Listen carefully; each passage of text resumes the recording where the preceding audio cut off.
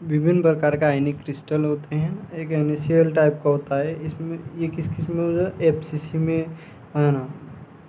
ये इसके एग्जाम्पल पहले देखने के AgCl और HBr में NCl वाला टाइप पाया जाता है ना। इसके FCC और CCP में है ना Cl माइनस या नेगेटिव ये आयन उपस्थित होता है, जबकि Na प्लस होता है वो ऑल ऑक्टाहेड्रल वॉइड में उपस्थित होता है। इसी प्रकार हम देखते हैं कि Cl की संख्या भी 4 होती है, Na की संख्या भी, यानी एक जो मतलब वास्तविक फॉर्मूला होता है वो Na4 और Cl4 होता है, लेकिन अपन इसको लिखते हैं NaCl, यानी आगे 4 लिखते हैं, है ना।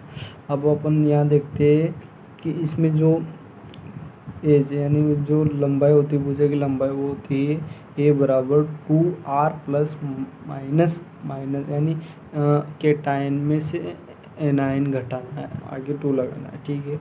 जो R प्लस होता है ना, यानी हमें कभी भी बोला जाए कि हमें केटायन की त्रिज्या निकालनी है, तो उसके लिए अपन को ये फॉर्मूला यूज़ करना कि 0.414 इंटू रेडियस ऑफ एनायन, ठीक है। यहाँ से अपन को आ जाएगा केटायन। अब प्रथम समीपस्थ कण कितने होते हैं, 6, द्वितीयक 12, तृतीयक 8, चतुर्थ 6, है ना। और दूसरी टाइप का होता है CsCl टाइप का, है ना। ये BCC में पाया जाता है। इसमें अपन देखना है त्रिज्या R प्लस माइनस, है ना, ये बराबर √3/2a होती है। सॉरी ये नज़र नहीं आया, ये होता है √3/2, ज़्यादा कुछ नहीं। इसमें कोऑर्डिनेशन नंबर होता है 8 होता है, ये याद भी रखना वैसे। अब अपन देखते हैं कि क्रिस्टलीय दोष किस प्रकार हो गए। रस समीकरण में 3 दोष होते हैं, है ना। ये बिंदु दोष होते हैं, जिनमें केटायन एनायन के रेशो ना अणु सूत्र का रेशो समान होता है। देखते हैं हम रिक्ति दोष देखते हैं अपन। रिक्ति दोष में क्या होता है कि इसको गर्म करने पर रिक्तियाँ हो जाती है, यानी केटायन एनायन दोनों समान मात्रा में गायब होते हैं ना।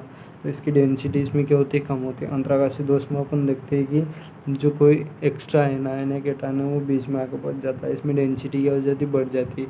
जबकि फ्रैंकल दोष में अपन देखते हैं, फ्रैंकल दोष में क्या होता है, वो अपना स्थान छोड़कर अंतराकाशीय स्थान में चला जाता है। तो इसमें क्या होता है, घनत्व समान होता है। आयनिक ठोस दोबारा शो किया जाता है, आयनिक ठोस को दोबारा शो किया जाता है ना। केटायन एनायन की साइज में डिफरेंस ज़्यादा होता है, वो फ्रैंकल दोष शो करते हैं, है ना। AgI, AgCl, HBr, है ना, ZnS, है ना। HBr भी स्टार लग रहा है, ध्यान रखना। अब शॉर्ट की देखते हैं हम। शॉर्ट की में क्या होता है कि कोई एनायन या केटायन दोनों ही समान मात्रा में गायब हो जाते हैं ना। इसमें देखते हैं एनायन केटायन का रेशियो नहीं बदल रहा है, यानी समान मात्रा में गायब होते हैं। इसमें डेंसिटी कम हो जाती है, और ये आयन समान होने की जिनकी साइज समान होती है वो उनके द्वारा शो किया जाता है NaCl। और HBr फ्रैंकल और शॉर्ट की दोनों दर्शाता है, ये अपन को ध्यान रखना। अब यहाँ देखते हैं हम धातु आदिकी दोष, है ना। धातु आदिकी दोष में अपन देखते हैं कि जब किसी क्रिस्टल ठोस पर NaCl किसी को डालते हैं ना, तो वहाँ से केटायन को गायब कर दे एनायन को गायब कर देता है, और जिससे वहाँ एक रिक्ति उत्पन्न हो जाती है। जो प्लस सेंटर्ड होता है, जिसको रंग केंद्र या फोरेंजन सेंटर कहते हैं, है ना। जो एल्काइल हैलाइड होते हैं वो कलर होते हैं, alkyl halide due to anionic vacancy यानी एफ सेंटर के कारण होता है। जैसे KCl का रंग होता है वॉयलेट होता है, LiCl का पिंक होता है, NaCl का येलो होता है ना। अभी देखते हैं अतिरिक्त धनायन की उपस्थिति यानी आधिक्य में जो ठोस होता है ना, धनायन अधिकता के कारण दोष होता है। धन आयन की अधिकता के कारण अतिरिक्त इलेक्ट्रॉन भी अंतराकाशीय स्पेस में आ जाते हैं, जिससे अनायनिक दोष कहा जाता है, ठीक है। Zn अंदर आ जाता है, कमी के कारण बीच में चला जाता है, ठीक है। अब धातु न्यूनता दोष, है ना, ये याद नहीं रखना, आएगा भी नहीं है ना। इसका थोड़ा ये देख लेना आप, 2-3 क्वेश्चन करवा रखे, है ना, पॉज करके देख लेना, ठीक है। आगे चलते अपन। तो ये अपन अंतिम पड़ाव में आ गए भैया, ये देख लो आप, आयन बैंड, है ना। ये थ्योरी होती है, इसमें वैलेंस बैंड, एक कंडक्शन बैंड होता है, वैलेंस बैंड होता है। चालक में अध्यारोपित होते हैं, जबकि अर्धचालक में थोड़ा गैप होता है, और कुछ चालक में बहुत ज़्यादा गैप होता है। इनकी कंडक्टिविटी दे रखी है जो ये निम्न होती है, ठीक है ना। अब देखते हैं अर्धचालक में विद्युत चालन, है ना।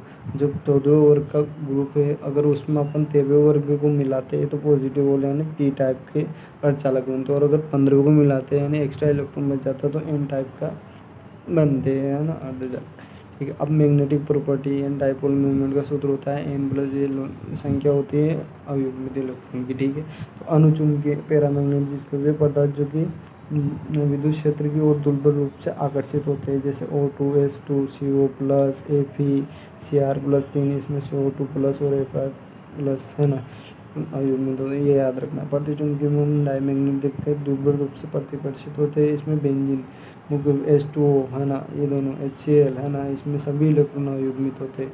जब लोह चुंबकी देखते हैं ना, इसमें एक ही डोमेन सिस्टम पाया जाता है। इन डोमेन जब एक ही दिशा में होते हैं तो वो लोह चुंबकी प्रकाश शो करते हैं और इसमें तीव्र गति से आकर्षित होते हैं ना। ठीक है, CO निकेल गैडोलिनियम Cr2, ये अपन को याद रखना है, इसमें Cr2 है ना, CrO2। ठीक है, अब प्रतिलोह चुंबकी में अपन देखते हैं जो डोमेन होते हैं वो एक दूसरे को निरस्त करते हैं ना, और तो इसमें तीव्र गति से प्रतिकर्षित होते हैं। जब Mn होते हैं उसके ऑल ऑक्साइड ये शो करते हैं। जब फेरिलोह चुंबकीय पदार्थ में अपन देखते हैं अगर इनको गर्म किया जाता है तो ये पैरामैग्नेटिक में बदल जाते हैं। ठीक है ना।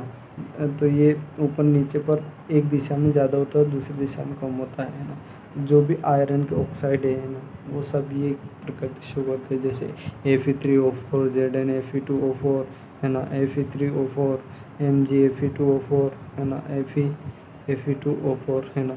तो ये अपन का सॉलिड स्टेट पूरा हुआ। अब आपको लगाने हैं प्रीवियस ईयर क्वेश्चन। याद रहे कि जब तक हम प्रीवियस ईयर क्वेश्चन नहीं लगाएंगे तब तक हमारा कुछ नहीं हो सकता है, चाहे अपन कितना ही रिविजन कर ले।